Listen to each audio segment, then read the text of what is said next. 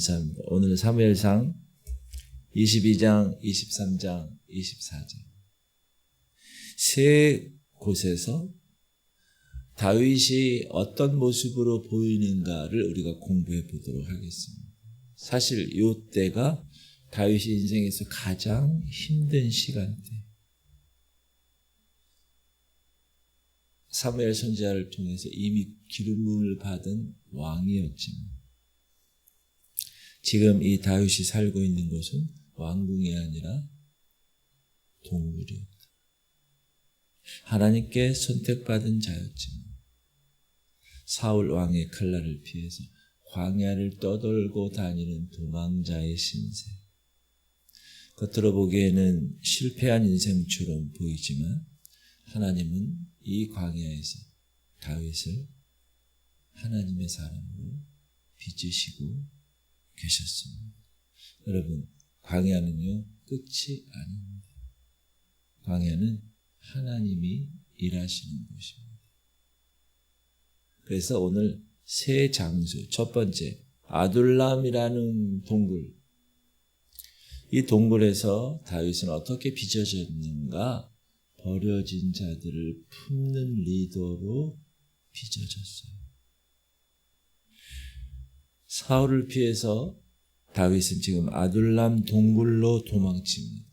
아둘람 동굴은 어디냐면 빨간 색깔로 된 곳이에요. 다음 하나님이 빚으시는 데는 그릴라이지, 그일라, 십광이에요. 그렇죠. 일단 먼저 아둘람도 우리가 많이 들었어요. 아둘람. 그 어린이 여름 성경학교 때도 아둘람 여기서 어디서 안 들어보면 그랬죠. 아둘람. 환난당한 모든 자와 빚진 모든 자와 마음이 원통한 자가 다 그에게로 모였고 그는 그들의 우두머리가 되었는데 그와 함께한 자가 400명가량이었다. 야, 동굴에서 400명이면 적지 않은 많은 그런 인원인데 그들의 구성 인원은 다 어떻게 되어 있는가? 사회에서 밀려났고 빚더미에 앉았고 억울함을 품는 사람들. 소위 화려한 스펙도 없고 소위 든든한 배경, 백그라운드도 없는 사람들. 그런 사람들과 함께 살았어. 그래서 그런 사람들을 품으며 하나님이 살게 그 아둘람 동굴에서 빚으셨어. 한편 사울 왕은 노베 제사장 아히멜렉이라는 사람, 제사장이죠. 근데 다윗을 돕죠. 배고파가지고 왔을 때 진설병을 주잖아요. 떡을. 제사장만 먹는 떡을 줘요. 다윗을 도왔다는 이유로 이 제사장 85명을 학살하는 잔인한 일을 저질러요. 사울 왕이. 목사 85명을 다 죽이는 거예요. 그 에돔 사람 도액이 밀고 하죠. 그걸로 시작된 이 사건은 여러분 권력이 얼마나 사람을 잔인하게 만드는지를 보여줍니다. 운전대를 잡은 사람이 그 버스에 탄 사람을 바다에 빠뜨릴 수도 있는 것이고 벽에 부딪히기도 할 수도 있는 거예요. 사울왕이 지금 제사장 85명을 그렇게 죽였는데 그 중에서 아비아달이라는 제사장만 살아나요. 그래서 도망쳐 나와요. 다윗에게 오죠. 그러니까 다윗이 두려워하지 말고 내게 있으라. 내 생명을 찾는 자가 네 생명도 찾는 자니 네가 나와 함께 있으면 안전하리. 다윗이 여기서 양심의 가책을 받죠. 자기 때문에 제사장 85명이 죽은 거예요. 이 다윗의 아들람 동굴에서의 삶은 우리 교회 공동체의 모습과 닮아 있습니다. 여러분, 교회는 완벽한 사람들이 모이는 곳이죠? 아니에요. 상처받은 자, 실패한 자, 억울한 자, 이런 자들이 함께 모여서 이 교회 공동체에서 서로를 품으라고 하나님이 허락하신 거예요. 그래서 지금 여러분 곁에 혹시 아둘람 굴이 필요한 사람이 혹시 있지 않은가 한번 살펴봐요. 다윗은 이곳에서 아둘람 동굴에서 살면서, 그리고 동굴에서 사니까 얼마나 힘들겠어요. 그러나 이런 사람들을 외면하지 않았다는 사실, 오히려 그들의 우두머리가 되어서 함께 보냈다는 거예요. 함께 길을 걸었어요. 진정한 리더십을 우리가 알 수 있죠. 진정한 리더십은 돈 많고 빽 있고 이런 강한 사람들을 이끄는 그런 사람이 리더십이 아니라 약하고 힘들고 어렵고 상처가 있고 실패하고 억울한 이런 사람들을 품는 게 진정한 리더십이라고 생각합니다. 또한 다윗은 제사장 85명이 자기 때문에 죽었다는 그런 양심의 가책 때문에 이 살아남은 제사장 아비아달에게 선을 베풀죠. 나와 함께 있어. 나와 함께 있으면 안전하다. 이것이 공동체의 언어입니다. 여러분, 교회 공동체는 서로에게 이렇게 말할 수 있어야 돼요. 나와 함께 있으면 괜찮아. 집사님, 내가 기도 같이 할게. 권사님, 나와 같이 있어. 힘들지? 여러분, 이게 공동체의 언어입니다. 우리 교회가 이런 공동체가 이 아둘람 공동체, 아둘람 굴 공동체가 되기를 소원합니다. 이곳에 오면 괜찮아. 우리 같이 함께 하자. 그런 공동체가 됐으면 좋겠어요. 두 번째 장소는 십광야예요. 이 그일라라는 곳으로 이 그일라를 사실 다윗이 구하는데 배신하죠. 그일라 사람들이. 그래서 십광야로 도망을 가는데 그일라는 어디냐면 파란 화살표에 있습니다. 아둘람 동굴 바로 밑에 있어요. 그일라. 블레셋이 왼쪽 밑에 있는 왼쪽이 가드라고 써있죠. 아스돗, 에글론 이게 블레셋이에요. 저 블레셋 사람들이 그일라를 공격한다는 거예요. 그러니까 다윗은 사실 아둘람 동굴에 있잖아요. 자기들도 위험한데 지금 사울 왕에게 쫓겨서. 그런데 그 그일라 사람들을 도와주기 위해서 나가겠다는 거예요. 근데 먼저 하나님께 물어봅니다. 이에 다윗이 여호와께 묻자와 이르되 내가 가서 이 블레셋 사람들을 치리이까? 여호와께서 다윗에게 이르시되 가서 블레셋 사람들을 치고 그일라를 구원하라 하신. 하나님이 가라 하시잖아요. 그러니까 부하들이 무서워하는 거예요. 두려워하는 거예요. 잘못 갔다가 블레셋에게 죽을 수도 있고 동굴에서 나오면 발각돼서 사울 왕에게 죽을 수도 있고 부하들이 또 두려워하니까 다윗이 또 하나님께 물어요. 그러니까 하나님이 또 한번 확인해 주시죠. 그러니까 그때 이 다윗은 나가서 그일라를 구합니다. 그일라 성읍 사람들을 구해요. 어디로부터? 블레셋 사람으로부터. 그러면 그일라 성읍의 사람들이 어떻게 해야 돼요? 다윗에게 감사합니다. 그래야 되는데 사울 왕에게 고자질을 해요. 지금 여기 아둘람에 있다. 이는 나쁜 놈들. 은혜를 원수로 갚는 사람. 그러니까 이 다윗이 또 하나님께 물어요. 하나님 어떻게 할까요? 떠나라. 그래서 다윗이 이 아둘람 동굴에서 십광야로 피신합니다. 근데 그 소식을 요나단이 듣고 사울 왕 아들 요나단이 찾아오죠. 곧 요나단이 그에게 이르기를 두려워하지 말라. 내 아버지 사울의 손이 네게 미치지 못할 것이요 너는 이스라엘의 왕이 되고 나는 네 다음이 될 것을 내 아버지 사울도 안다. 여러분, 요나단은 왕자예요, 지금.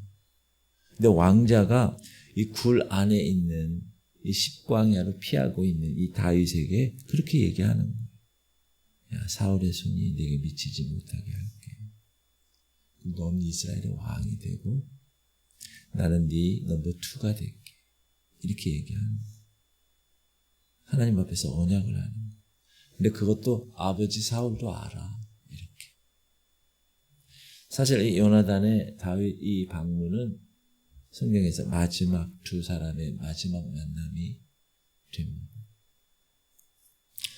이 23장에서는 22장에서 그 아둘람 동굴에서 하나님의 다윗을 어떻게 빚으셨죠?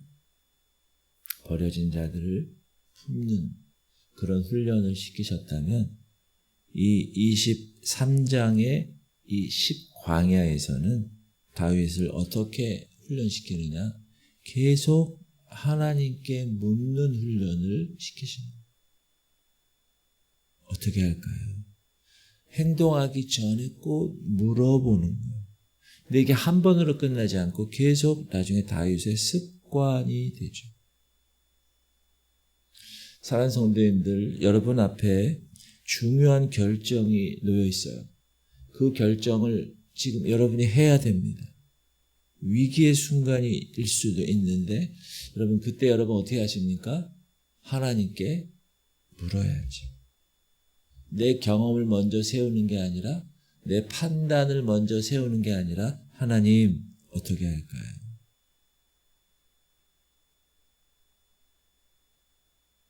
그리고 또 하나 생각할 것은 이 그일라 성읍 사람들을 구해줬잖아요. 근데 이 그일라 사람들이 배신했잖아요. 그러면 보통 어떻게 해요? 이런 배신을 때려 이놈 새끼들 다 죽이죠. 공격하죠. 근데 다윗은 그렇게 하지 않고 물어요. 하나님께. 그러니까 하나님 뭐라 하셨어요? 야, 조용히 떠나라. 그러니까 열받아도 아니 자기를 구해줬는데 배신을 때리는 사람이 어떻게 열받아도 조용히 떠나라. 따라합시다. 억울하지만 보복하지 않는 것. 이거는 여러분 하나님을 믿는 믿음이 있기 때문에 그래요. 하나님이 하실 거예요. 하나님이 하실 거예요. 그리고 요나단의 우정. 이 광야 한복판에서 친구 이 요나단을 통해서 이 다윗은 어떻게 해요? 마음을 다시 잡죠. 요나단이 와서 왕자가 돼서 얘기하는 거예요. 난 네가 왕이 될 거야. 나는 넘버 2가 될 거야. 아버지도 아쉬워. 여러분이 오늘 말씀을 통해서 여러분이 누군가에게 요나단이 되시기 바랍니다. 지금 광야에서 힘들어하는 사람에게 여러분이 요나단이 돼서 말씀해 드리는 거예요. 괜찮아. 하나님이 함께 하시오. 너는 하나님이 이렇게 인도하실 거야. 그렇게 얘기하는 여러분 되시기 바랍니다. 얼마나 귀한 일이에요. 세 번째 장소는 엔게디 동굴입니다. 여기서는 하나님이 어떻게 다윗을 훈련시키시냐면 하나님의 때를 기다리게 하는 훈련을 해요. 지금 사울 왕이 3,000명을 이끌고 와요. 3,000명. 아이고, 3,000명. 다윗을 추격하는데 놀라운 일이 벌어져요. 사울이 갑자기 볼일을 보는 거예요. 이 엔게디가 어디냐면 여기에요. 오른쪽 노란 화살표. 사해바다 근처에 있어요. 멀리 왔죠? 그일라에서 10광야, 아둘람에서 10광야를 통해서 엔게디 동굴까지 가죠. 이 볼일을 보러 사울이 보니까 굴이 있는 거예요. 그래서 거기 가서 응아하려고 쑥 들어갔어요. 그러니까 여러분 화난 데서 이 깜깜한 데 들어가면 잘 안 보입니다. 근데 깜깜한 데 계속 있던 사람들은 잘 보이죠. 그러니까 지금 그 굴 속에 누가 있어요? 다윗하고 거기 부하들이 숨어 있는데, 그러니까 부하들이 흥분하는 거예요. 부하들이 왕이시여 하나님의 기회를 주셨습니다. 그렇게 쫓겨다니던 그런 삶을 오늘 끝낼 수 있습니다.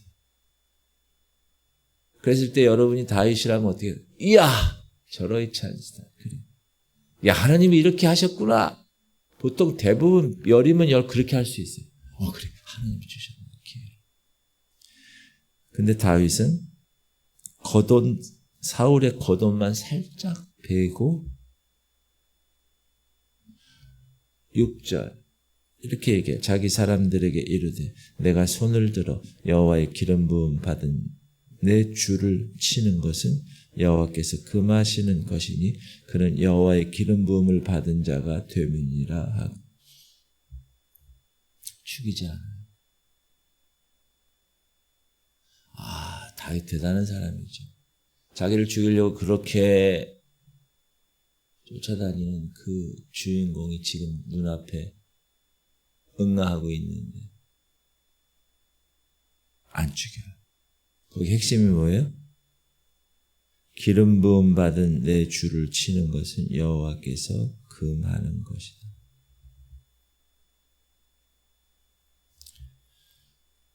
사울이 응아를 다 보고 굴을 나가니까 뒤따라 나가면서 내 아버지여 보소서. 아버지라고. 사울을 해칠 수 있었죠. 하지 않았어요. 그거를 사울로 하여금 알게 하는 거예요, 지금. 그러니까 사울이 뒤를 보니까 다윗이 상황을 이제 파악한 거예요. 아니, 이 친구가 나를 죽일 수 있었는데 안 죽였고. 그러니까 뜻밖의 사울이 울어요. 고백해요. 17절. 다윗에게 이르되 나는 너를 학대하되 너는 나를 선대하니 너는 나보다 의롭다. 사울도 알게 되는 거예요. 이 친구가 왕이 될 것이구나. 그러면서 자기 후손들을 좀 선처해 달라고 부탁합니다. 여러분 여기 24장은 여러분 다윗에게 있어서 절호의 기회가 온 거예요. 부하들도 지금이에요 얘기하고 상황도 지금이에요 얘기하고 있는 거예요. 그러나 다윗은 칼을 거두죠. 하나님이 세우신 자를 내 손으로 무너뜨리는 것은 하나님의 방법이 아니기 때문에 여러분 잘 우리가 오늘 이 말씀을 받아야 되는데 우리가 여러분 얼마나 자주 하나님이 기회를 주셨다 이런 명목으로 내 욕심과 내 복수심을 정당화하는 경우가 얼마나 많습니다. 이거 하나님이 기회 주셨어. 그러나 기회처럼 보이는 것이 다 하나님의 뜻이 아니라는 것을 꼭 기억해요. 진짜 믿음은 기회를 잡는 게 아니에요. 따라합시다. 진짜 믿음은 하나님의 때를 기다립니다. 그러면서 내 손을 거두는 거예요. 다윗은 악을 선으로 갚았고 그 선함이 사울에게 어필돼서 사울이 굳은 마음이 녹아졌습니다. 잠시 그런 거죠. 여러분 악을 이기는 것은 더 강한 악이 아니라 선. 그 얘기 있잖아요. 모자를 쓰고 가는 저 모자를 벗겨보자. 태양하고 바람하고 내기를 하잖아요. 그러니까 바람이 그냥 계속 더 불어가지고 그 모자를 날려버리려고 그랬더니 그 사람이 어떻게 해요? 모자를 바람 더 부니까 확 더 잡는 더 잡는. 그러니까 태양이 기다려봐. 그러니 따뜻하게 햇빛을 비치니까 아이고 더워 그 모자를 벗었어. 악을 이기는 것은 더 강한 악이 아니라 선이다. 지금 여러분 앞에 혹시 그럴 일은 없겠지만 복수하고 싶은 사울이 있습니까? 있을 수 있죠. 내 손으로 해결하고 싶은 문제가 있습니까? 있을 수 있죠. 그때 이 엔게디 굴에 있는 다윗을 꼭 기억하십시오. 다윗은 칼을 걷었어요. 다윗처럼 칼을 걷으셔야 돼요. 그리고 하나님이 판단하실 것이에요. 주의 종에 대한 판단은 하나님이 하십니다. 심판대 앞에서. 사랑하는 성도님들, 22장의 다윗은 아둘람 동굴에 숨어 있었고 23장의 다윗은 십광야에 떠돌았고 24장의 다윗은 엔게디 굴에 있었어요. 세상의 눈으로 보면 다 실패, 다 패배인 것 같습니다. 그러나 하나님의 눈으로 보면 모든 것이 다 이 광야의 시간을 통해서 그 주인공 다윗을 빚어 하나님의 사람으로 만드는 시간들입니다. 저도 9년간 개척의 광야를 보냈습니다. 그런데 헛된 삶이 아니었다. 그 광야의 9년의 개척의 시간을 통해서 하나님이 저를 하나님의 사람으로 빚으시고 이제 다 준비가 됐다고 생각하셨을 때 여기로 보내셨어요.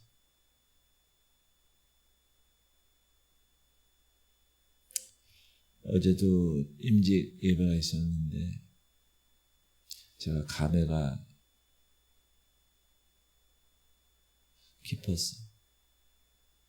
지방의 회장이 아니면 제가 그런 데서 설교를 할 수 있을까? 그 전날도 은퇴한 장로님들 앞에서 내가 설교를 하면서 제가 하나님께 기도를 많이 했어요. 하나님, 저 같은 사람을 이렇게 사용하시니 너무 감사드립니다. 다윗은 광야 아둘람 굴에서 공동체를 품는 마음을 배웁니다. 버려진 사람. 다윗은 그일라와 십광야에서 하나님께 묻는 습관을 익힙니다. 다윗은 엔게디 굴에서 하나님의 때를 기다리는 믿음을 훈련받습니다. 사랑하는 성도님들, 여러분에게 있어서의 광야는 어디입니까? 여러분에게 있어서 광야는 무엇입니까? 해결되지 않은 관계, 끝나지 않은 고난, 기다림의 지루함, 이런 광야의 한 현장에 계십니까? 절대로 그 광야를 포기하지 마십시오. 왜? 그 광야에서 하나님은 여러분을 빚으시고 계시기 때문에 그렇습니다. 그래서 광야는 절대로 버려지는 곳이 아닙니다. 미드바르, 광야라는 말은 뭐라고 그랬어요? 다바르, 말씀이라는 뜻이라고 했죠. 광야에서는 하나님의 말씀을 듣는 곳, 하나님이 가장 가까이 계신 곳. 새벽을 깨워 이 자리에 나온 여러분, 오늘 하루도 다윗처럼 세 가지. 먼저 하나님께 묻고, 공동체를 품고, 하나님의 때를 기다리는 하루가 되시기를 주님의 이름으로 축복합니다. 통성으로 기도 제목 드리고 우리 기도할 때, 하나님, 우리 성도들이 광야의 삶을 통해서 버려진 자들을 품는 하나님의 사람으로 빚어지게 하시옵소서. 주님, 우리 성도들 항상 하나님께 묻고 그 응답으로 살아가게 하시고, 주님, 우리 성도들이 보이지 않아도 하나님의 때를 기다리는 삶을 살게 하시고, 기름 부은 자를 내가 해야 하는 게 아니라 하나님이 하게 하시고, 그런 지혜를 주시고 우리 하느님을 위해서 기도해 주시고 우리의 식도와 기도 그리고 발육 상태 다 하나님 지켜주시기를 소원합니다. 민우를 위해서 우리 김덕순 권사님, 한계령 성도를 위해서 또 우리 어르신들 최영자님, 김은희 권사님, 강웅예 권사님, 김원영 권사님, 김한나 권사님, 김사라 권사님, 김인상 성도, 민경원 성도, 이선미 집사님, 한행식 권사님, 강경식 권사님을 위해서 우리 통성으로 주님 이름 부르고 통성으로 기도하겠습니다. 주여 할렐루야. 하나님 감사합니다. 오늘도 하나님께서 귀한 말씀을 주셨습니다. 다윗은 광야 생활을 오래 하는 그러나 그 광야 생활에서 하나님은 다윗을 하나님의 사람으로 빚고 계셨습니다. 하나님 아둘람 동굴에서 그 버려진 자들 그 자들과 함께 하나님께서 빚으시고 또 그 일라와 십광야에서 하나님께 묻고 또 묻는 그런 삶으로 빚어주시고 또 엔게디 동굴에서 끝까지 때를 기다리며 자기가 할 수 있었지만 자기가 사울 왕을 죽일 수 있는 기회가 있었지만 상황이 그렇게 됐고 부하들이 그렇게 얘기하지만 그러나 하나님 그것들을 다 내려놓고 하나님의 때를 기다린 다윗 하나님 우리 성도들에게 하나님 광야를 허락하신 이유는 하나님의 사람으로 빚어주시기 위해서 그렇게 하나님께서 인도하신 줄 믿고 하나님 오늘도 광야에 계신 분들 계십니다. 이 시간 하나님께서 그 광야에서 하나님을 만나고 그 광야에서 하나님 원하시는 대로 빚어지고 하나님 그 광야에서 주께서 정말 우리 놀라운 하나님의 백성들을 주님이 원하시는 대로 만드시기 위한 것임을 깨닫고 오늘도 겸비하게 주님께 나아가는 하나님의 다윗들 되게 하여 주옵소서. 우리 어르신들 하느님을 붙들어 주시고 식도와 기도를 주님 만져주시고 김덕순 권사님의 팔목을 붙들어 주시고 한계령 성도의 몸을 주님 붙들어 주시고 우리 최영장로님 김은희 권사님 우리 어르신